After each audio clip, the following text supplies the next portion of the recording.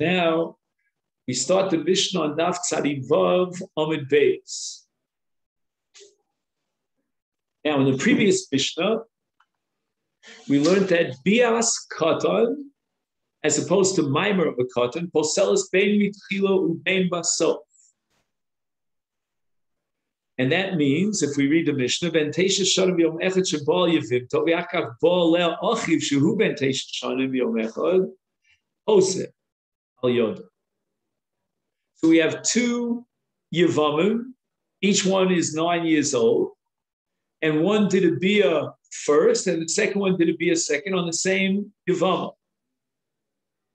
And the second Bia, according to the Tanakama of that Mishnah, generates a psul on the first brother who was 9 and had the first Bia. So even though we said that as far as Katan is concerned, Maimer Lebasof is meaningless, but Bia Lebasof is meaningful. Again, we're always focused on this hierarchy of what's closer to the real McCoy Yibum Dorais. And Maimar is lower on the totem pole than Bia. And since the Torah recognizes the Bia of a Katan Ben Tes, therefore it's a psul, and the psul goes in both directions. In other words, there's a possibility of reciprocity. Okay. So again, in the case, of what?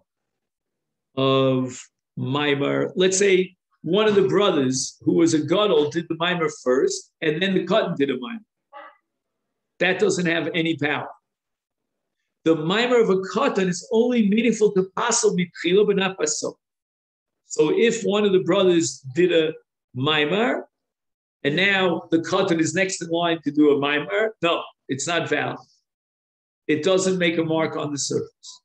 But if, on the other hand, the Katan does a Bia, that could work even by itself. However, here's the caveat, so to speak. The Mishnah is addressing a case where even the other Ach is a Katan. So that we're not sure what would be the status of the Bias Katan after the Maimer of a Gadol. If there was a Bia Basof after the Bia of a Katan, so you could say, what makes the first Bia superior to the other one? But if the Bia came after a Maimer, the Bia of a Katan, came after the Maimer of a Gadol, we said in Maimar, Katan doesn't have a Maimer Lebasof, he only has a Maimer B'tchila. Does he have Bia Lebasof? From the fact that the Mishnah is addressing a case of Bia Lebasof in its impact on a Katan who is B'tchila, the implication seems to be clearly that the Bia of a Katan Lebasof, in the case where the Maimar was the Maimar of a Gadol that preempted and predated the Bia of a Katan, then the Bia's Katan would not have an impact. Would not passel her on the Ach. And that's a bit strange, because if we're saying that the Torah recognizes the Bia of a Katan in the case of Yibum, then we should go all the way with that, and we should apply it even if the Lebasof was after following the Maimar of a Gadol. And keep in mind, the Maimar of a Gadol is not Dorais.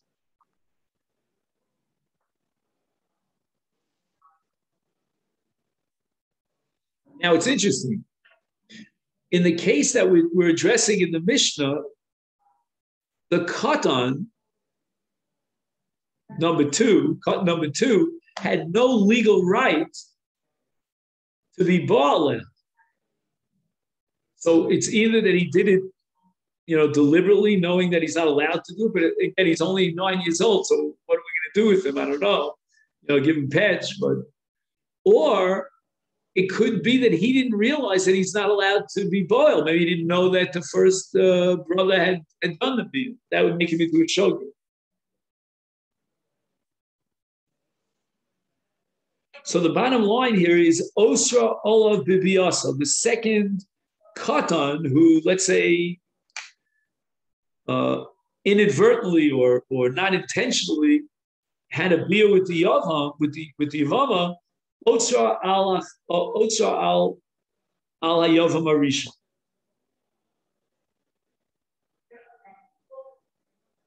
Now, in the commentary that I have here, based on Rashi, says that bias katan k'maimer shel gadol,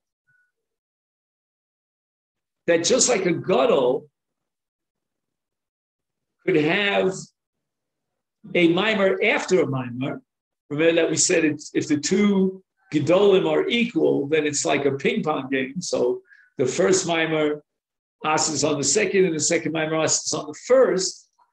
And if we equate bias katan with mimer of a gadol, then what we're saying is just like a mimer of a gadol. If you have one mimer of one gadol, one mimer, they equal each other out. Because mayil mehai mehai. So to two katanim, with regard to bia, we're going to apply the same rule.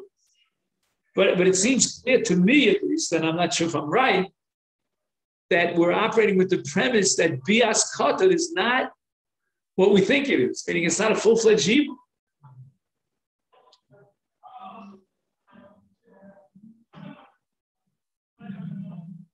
It's also not a fully-fledged beer. Say it again? It's not a fully-fledged beer as well. Correct. That's what I'm saying. That I thought that since the Torah recognized bias cut once you reach the age of 9, then in the context of Yibum, what's the difference between a bias Teisha and a bias Gadol? You know, Gadlus as far as bia is Teisha. It's not 13. He's done the second one doesn't. It's not awesome. Point to this. But the two bias, you saying? Mektanim. So we're saying, no, that's what we're saying. But Osrasa Olav Bibios, that the second beer generates an Isa on the first child. It's ping pong, it's equal. Yeah, that's right. But now I'm saying that bias katan in Yibum is not Doraisa. If it was Doraisa, you wouldn't equate it with Maimer of a Gadol. Maimer of a Gadol is the Rabbana. It's a rabbinic entity that was created, established by the Rabbana. Now I'm getting the impression that bias katan is also the Rabban. Do you follow why that throws me for a loop? Until now, we've been assuming that, bia is kona bivama, and that's the way the Torah has it. Now you have to ask me do we recognize the bia, do we not? And we said that a ben test has a recognized bia, it's a valid bia.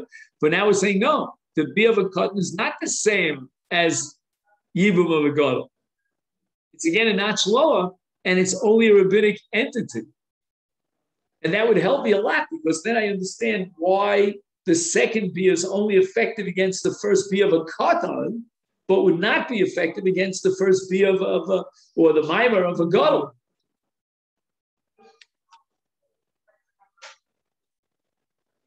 The cotton, if the first thing was done by a gadol and the cotton did bia, would that be? Can you still memorize it? When the first bia was done by a cut? By a gadol. Oh, then she's an Ashes Ish. Yes, so the cotton is being over, then it's being over. Correct. But this case is a case where the cutter was unaware of the fact that he was enjoined from having beer with. He just simply didn't know. Either didn't know the law, or he didn't know that his older brother, I don't know, older, but because they're both been tests, but maybe his twin brother had beer with him.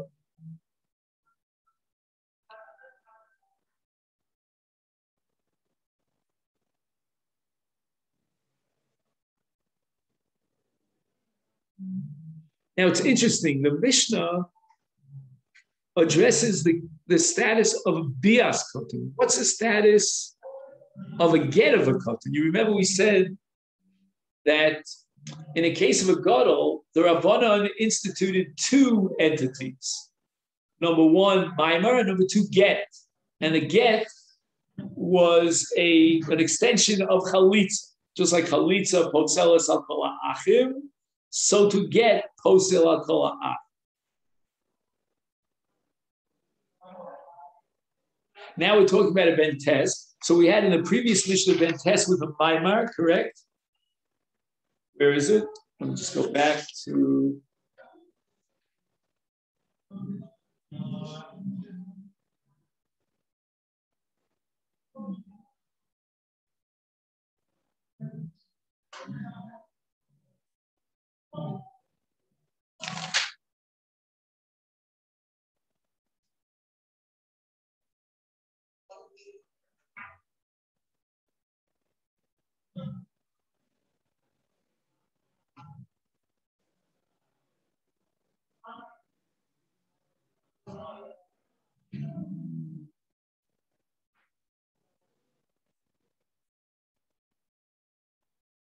So wait a minute.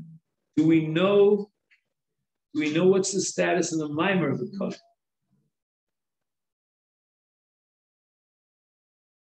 Because the Osuba mimer in the Mishnah is mimer of a gadol. I'm not sure right now. I'm a little bit. I have to review this. What's the status of the mimer of a cut? I'm just considering.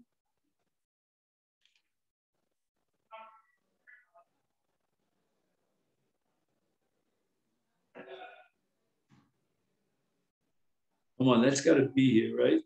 Can you help me with that? What's the status of the mimer of a cut?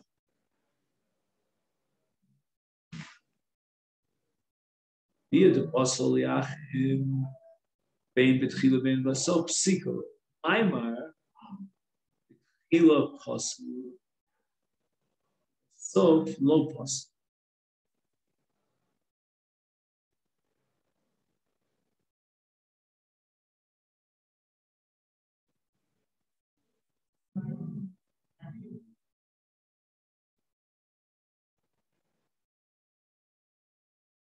Oh, I think that's referring to a cut. Do you agree with me on that? I want you to be my jury here to make sure I didn't go off the deep end. On Tzadi, without losing the place, turn back to Tzadi Bava and Aleph. And you see about 10 lines up from the bottom of the page, a line that starts with Al Yodo. It says at the end of that line, Bia de Pasla Bein B'Tchila Bein Basof. Sequel, Maimer de B'Tchila Pasul and Basof Lo Pasul. I think we're talking here about a Maimer of a Katan. And it's Pasul B'Tchila. Yes? You agree with me on that? Right. In other words, if the Katan does a mimer before the other brothers, he passes them on the brothers. But it's only B'Tchila. Correct. For sure. They could even pass it on a gadol, certainly on a Katan. But I'm just saying that the Rabbanan are not only recognizing the Bia of a Katan, but also the Mimer of a Katan.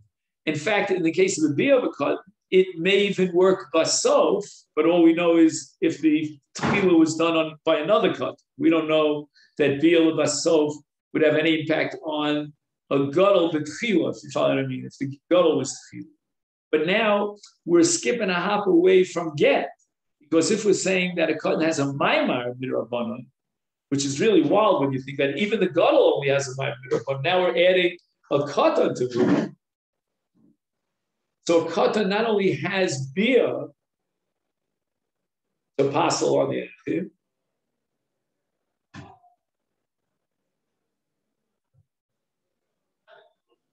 not only does he have Maimar to passel on the Achim, if my reading of the Gemara is correct, but now we can add Get to it.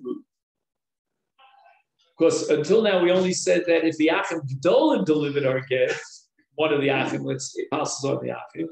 Now we're saying that even a Entes Katan, if he delivers a Get to the Yevamot, that passes on the Achim.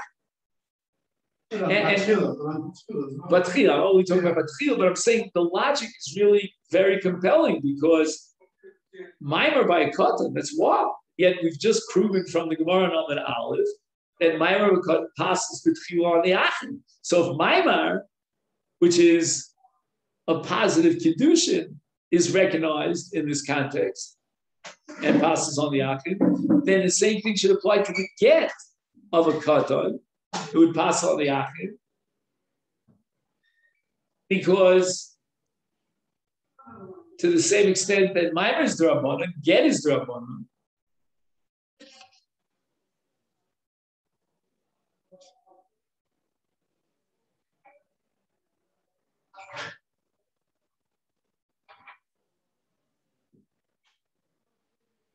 Now, by the way, there's another point here that I don't think we addressed. If let's say the Gadol does a Maimer first, and we said he passes it on the other Ach.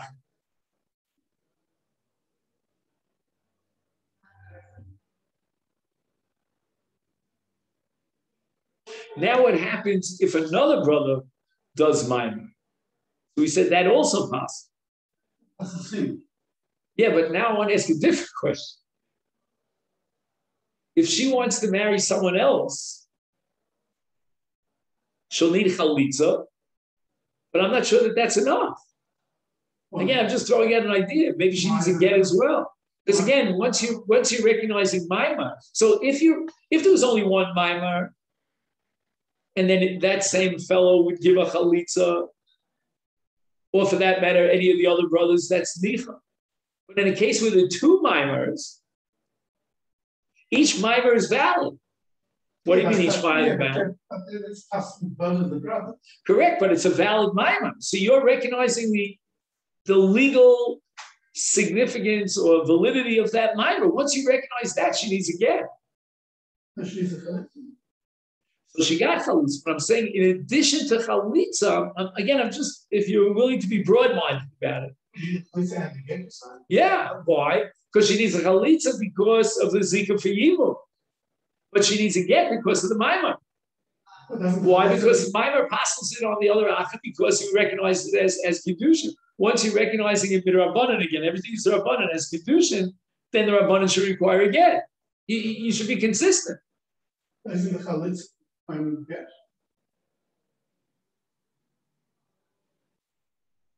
Again, the chalitza is bimkom get as far as the zika is concerned, but not as far as the mimer is concerned. You follow me? This woman is an Ashes Ish under two different categories, so two different methodologies. One method is that she fell for evil because her husband died never without children. But now one of the brothers did a mimer, and we're recognizing that mimer. We're validating. Again, all the Rabbanan. But if the Rabbanan are validating the Maimer, then I'm just thinking out loud, she should require a get for the Maimer. The Chalitz is good for the Zikas Yibum, but it doesn't have any impact on the Maimer. Because what's the relation between Chalitz and Maimer? A married woman gets Chalitz. Is it worth a dime? It's not worth a dime. It's garnished with garnish. So it's very nice that she got a chalitza, but that's not going to solve the problem of the Maimer. So you'll tell me, well, the Torah doesn't recognize Maimer in the case of the yeah, but the Rabbana recognize Maimer. But I'll go even a step further and say how much I'm thinking out of the box here. She needs two gittim because we recognize two Maimers, the Maimer of the first and the Maimer of the second. Again, in the case of a Gadol, not in the case of a Katan. I don't know.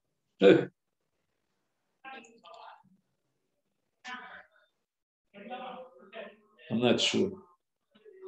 Rabbi Shimon Omer lo posna. In other words, Rabbi Shimon seems to be giving more significance to the first bia of the first katan than to the second bia of the second katan. He's not arguing that the bia of the first katan, it passes her on the achir. But as far as the bia of the second katan, it's meaningless. Why? So you have the Besifta? No. All right, so look at the art scope. Maybe he says, I'm going to read to you what the Besifta says. He says the following. Rabbi Shimon Sover she'im maimar kone.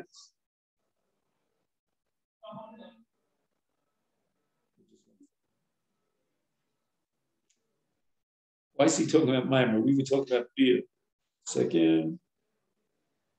Rabbi Shimon Omer lo posted. So again, I'll read it. I'm not sure where this is taking us because we were talking about beer. Now he shifts to Maimer. Let's see. Who's over? You know what? I think what's going on here. Remember we said before that the bias katan in the case of Yibum is only the Rabbanan. We weren't sure why. I mean, but correct, because if bias katan were Doraisa, then we would have bia achar bia, meaning the second bia of the second katan should pass on the ach. And we're not saying that. We're saying that the passes are only on the katan, the second bia, right? Meaning that bia itself must be Rabbanan. Again, I don't know why. We just work operating with premises. Yeah, but the Torah recognizes the bia of the katan. Once it's been tested, again, I don't want to go down there because that. I just want to plead the fifth, as we say in America. Meaning, I'm ignorant of this point. It's not partial to me that the bias katan passes only midrabanan, but that's the fact on the ground. Oh, now if the bias katan passes only midrabanan, then we could equate it with Maimar. You follow? Maimar of a katan.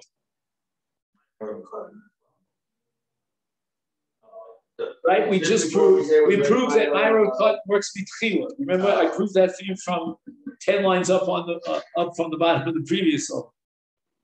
So if you disagree with me, you're a little late. You should have disagreed with me when I said it. Now it's over his Bible. He says the following. We're going to look at Reb Shimon's statement in our Mishnah from a more general perspective, meaning what does Reb Shimon hold about Maimar? Once we determine what Reb Shimon holds about Maimar, we ipso facto we derive Bia, because Bia and Maimar are being equated. So he says, "Who Reb Shimon Sover she'im Maimar kone, who kone kinyan gom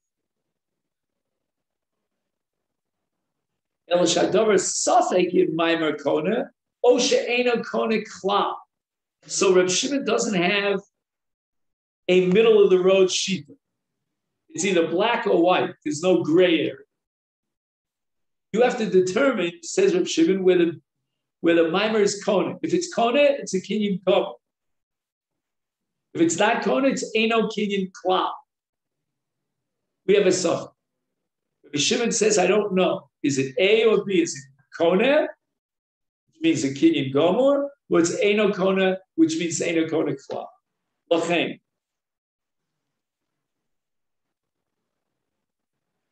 Mimon of Shach, Muteres L'Rishon. There's no way, says Reb Shimon, that the Sheni could generate an Isra on the Rishon. That, like we saw in our Mishnah, the second Ben test generates a Psul and Isra on the first Ben. No way, no how. Why? Mimon of Shach.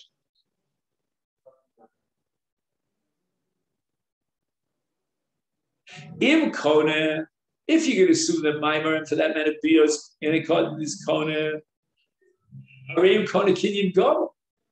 V'hikvar ki ishto shal Rishon, v'eina sheni yochel also. Any kind of relationship she has with the Sheni is like a Bias Nus of an Eshazi, because he's holding now, according to one side in his Safek, that Maimar is Kone Kinyan Go. Im Eino Kone Klal, as Gamasheni Eino Kola v'lo Nesral Rishon. Then the second Maimar is meaningless, because we're holding now Eino Kone Klal. If it's meaningless, it can't Asur on the Rishon. So there's no way, no how, according to Shimon, that she could become Asur al Rishon. Ach mikomakom l'sheni Asura.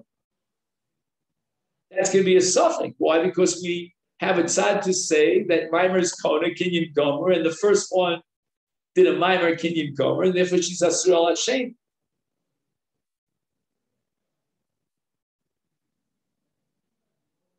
L'sheni Asura machmas hatzad shel asafik shel Maimar Kona. Im came Farkana Harishon. Who I did, here's the punchline, Le'in Bias Katan. Achar Bias Katan. No way can the Bias Katan of the Sheni generate an Isa on the Rishon. Because either the whole Bia enterprise is garnished, or the first Bia was Kona. And if the first Bia was Kona, the second Bia cannot answer him on the first one was Kona. So that's the Shita of Rabbi Shimon. And by the way, this whole sugi of Rabbi Shimon is this next sugi that we're doing in the previous year on Daf Yud Chet. Now the Mishnah goes on. Ben Tetshon of Yom Echad Sheba al Yevimto, Be'achach Ba al Tzorasa. Now we have a principle called Eshes Shnei Mesim, which means that there's no such thing as a yibum to two different women, right? Let's say Reuben died leaving two wives. There's no yibum to both of them.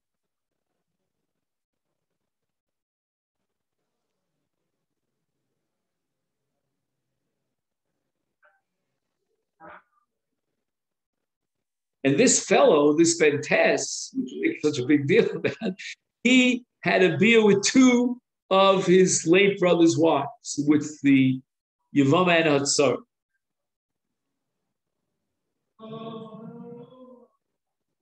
Wholesale al yidei atzma, which means he cannot marry either one of them.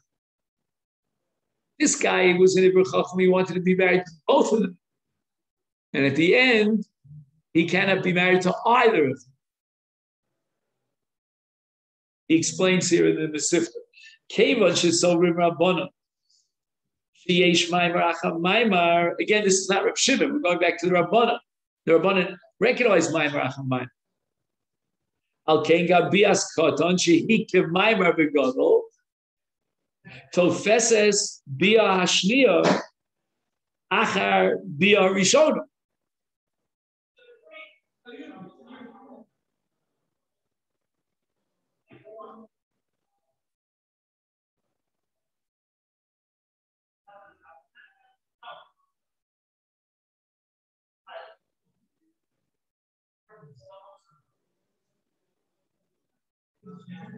The Ata, maybe this would help me what I said before, al ashniya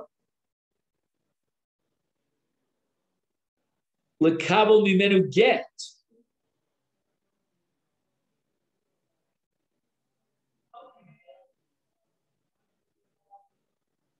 What does he mean al ashniya lekabel mimenu get? I thought it was saying al rishona lekabel. Let's just be ashniya. So again, there were two Yevamos. Rabbanan hold that this Maimar Acham Maimar, which means that the second Maimar generates an Isa on the first Maimar. Came Bias Kotan Shike Maimar Begadol, Tofeses Bia Shnia Achar Bia Rishona.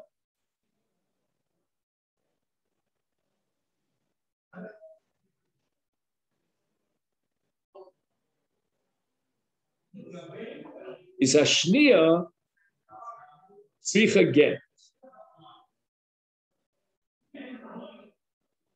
Right? Because he can't be miyabim two different wives, two different Yevamos, meaning Yevama v'tzarasa.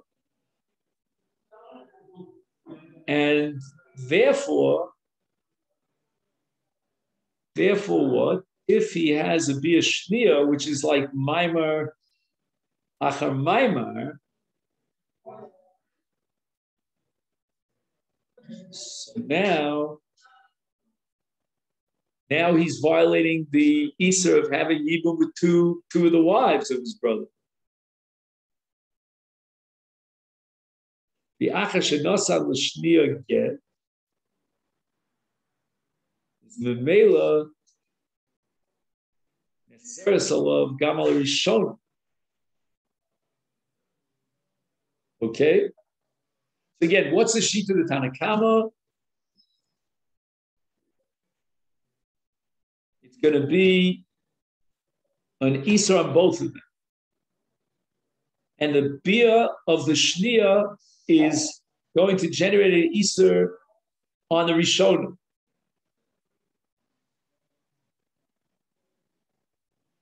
And why is that? Because we recognize the Bia Shniya just like we would recognize a Maimar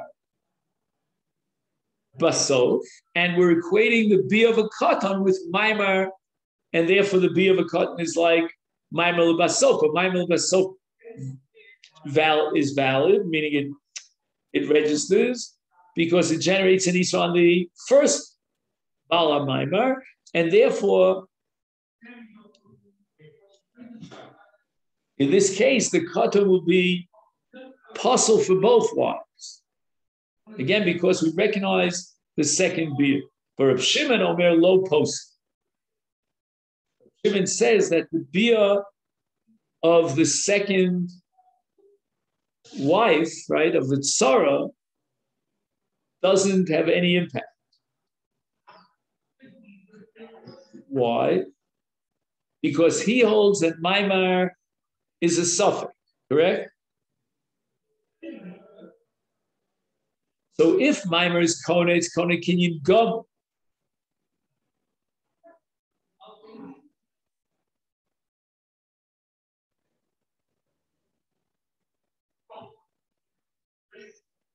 And now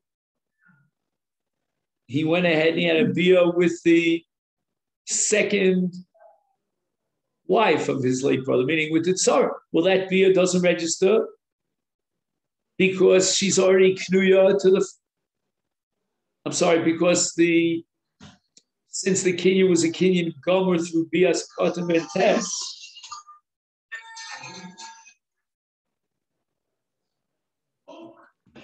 Right, since what was I saying? I'm sorry, I got distracted. Since the Bia with the second. Right, he had Bia with the Tzara. Oh, how could there be a Bia with the Tzara when the Torah says you're only allowed to be Miyabim one of the two? And we're saying that according to Reb Shimon, the Bia of a Katan was Kona Kinyan Gomer. So once he's Kona Kinyan Gomer with the first one, just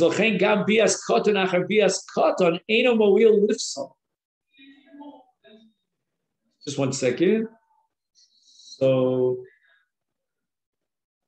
according to the Rabbanon, the Bia of the Shniya, meaning of the Tzara, is equal to Maimar. If he had done a Maimar with the first and then a Maimar with the second.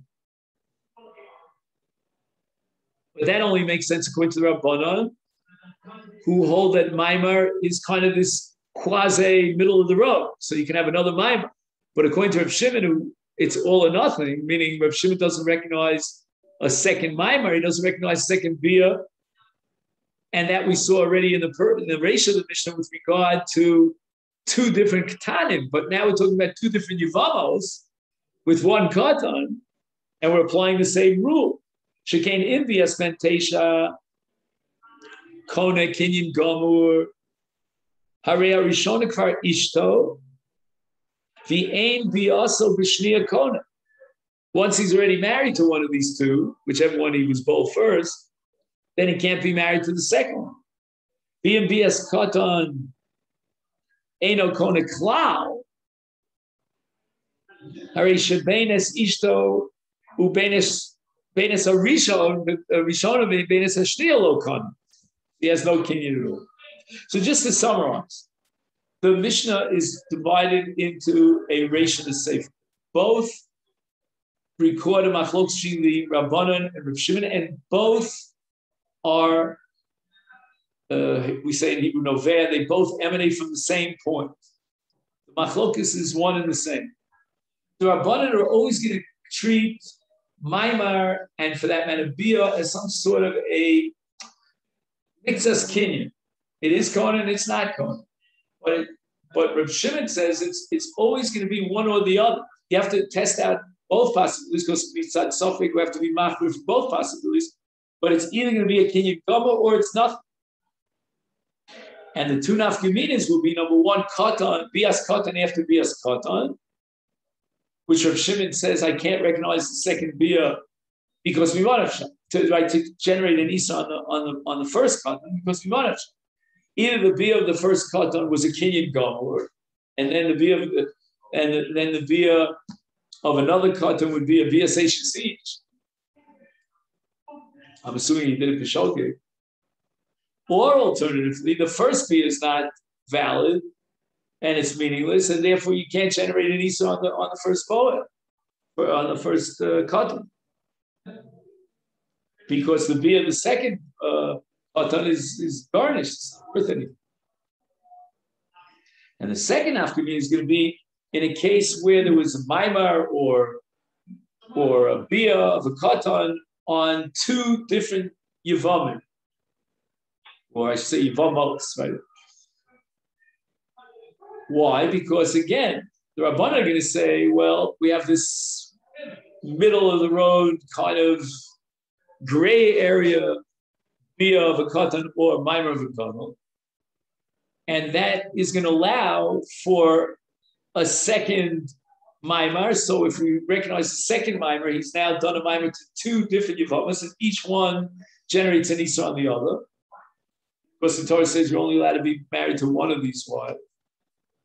Or in the case of bia, the Rabbanan will say, well, the bia does create a mixus kinyan like maimar, and therefore the second bia has room to be chal and to generate an iser on the Rishon. Rav Shimon will say, no,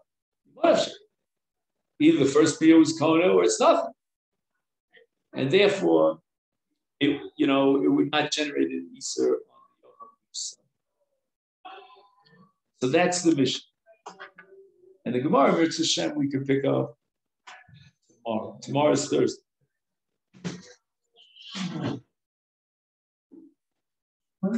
Sure.